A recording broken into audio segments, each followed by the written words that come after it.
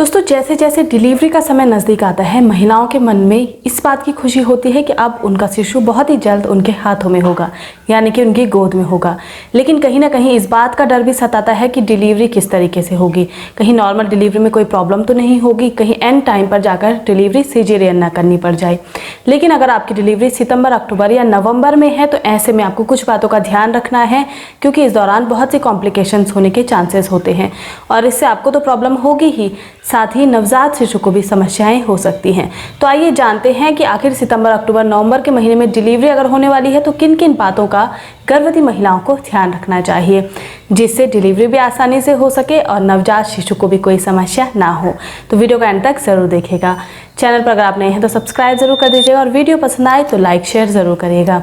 तो दोस्तों सबसे पहले आपको बता दूं कि सितंबर के महीने से लगभग बारिश होना बंद हो जाता है और हल्की फुल्की ठंड होना शुरू हो जाता है। लेकिन जब आप अक्टूबर और नवंबर के महीने में कदम रखती हैं तो उस दौरान ठंड काफ़ी ज़्यादा हो जाती है और गर्भवती महिलाओं को इन्फेक्शन होने का चांसेस सबसे ज़्यादा होता है। इन्फेक्शन का मतलब है इस दौरान कोल्ड, फीवर, खांसी वगैरह काफ़ी ज़्यादा होने के चांसेस होते हैं।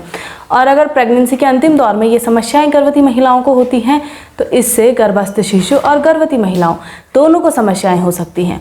इसलिए इस दौरान आप इस बात का ज़रूर ध्यान रखिएगा कि आपको किसी भी प्रकार का कोई इन्फेक्शन नहीं होना चाहिए। दूसरी बात आपको ये ध्यान में रखनी है कि इन महीनों में ठंड होने लगती है, इसलिए आपको ठंडी चीज़ें छोड़ देनी है।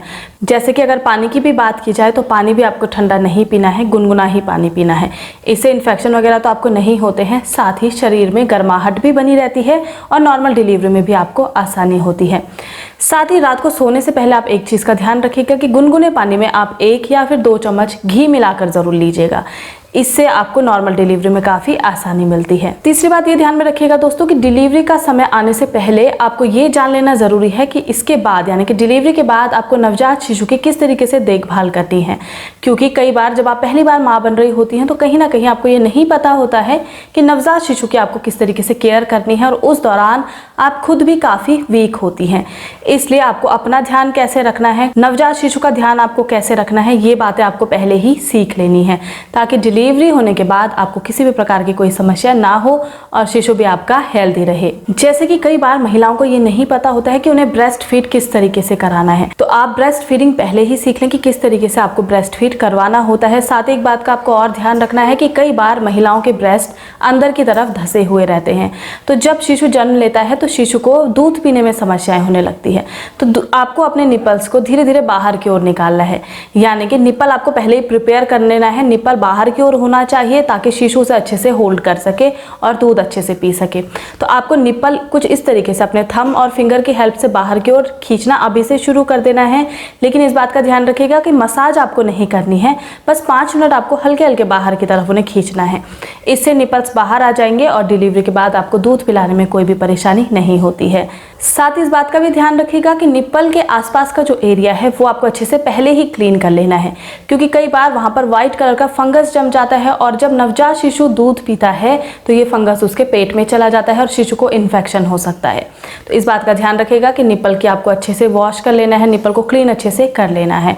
साथ ही निप्पल आपका बाहर की ओर होना चाहिए ताकि दूध पिलाने में आपको कोई भी समस्या ना हो। 5वीं बात दोस्तों, इस बात का ज़रूर ध्यान रखिएगा कि इस दौरान आपको हेल्दी चीज़ें ही खानी है। बाहर का आप बिल्कुल बंद कर दें और वही चीज़ें खाएं जिससे आपको अच्छे से फाइबर, कैल्शियम और पोटेशियम या फिर प्रोटीन अच्छे से मिल सके, यानी कि आपको इस दौरान पोषण युक्त भोजन ही करना है। छठी बात आपको ये ध्यान में रखनी है कि हॉस्पिटल बैग आपको 1 महीने पहले ही तैयार करके रखना है, अपना अलग और बेबी का अलग। और सर्दियों का मौसम है तो गर्म कपड़े रखना बिल्कुल भी ना भूलें, जैसे कि टोपी, सॉक्स, ये सारी चीज़ें आपको अच्छे से रखनी है, अपने लिए भी और शिशु के लिए भी।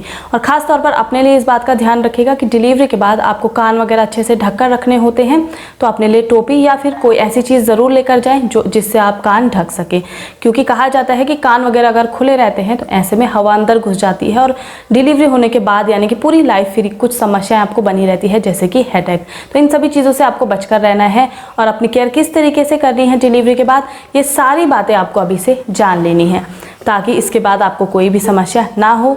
तो उम्मीद करती हूँ ये जानकारी आपको पसंद आई होगी। इनकेस आपके अगर कोई भी कन्फ्यूजन्स रहते हैं तो आप मुझे कमेंट करके ज़रूर पूछेगा। वीडियो को समाप्त करती हूँ। धन्यवाद।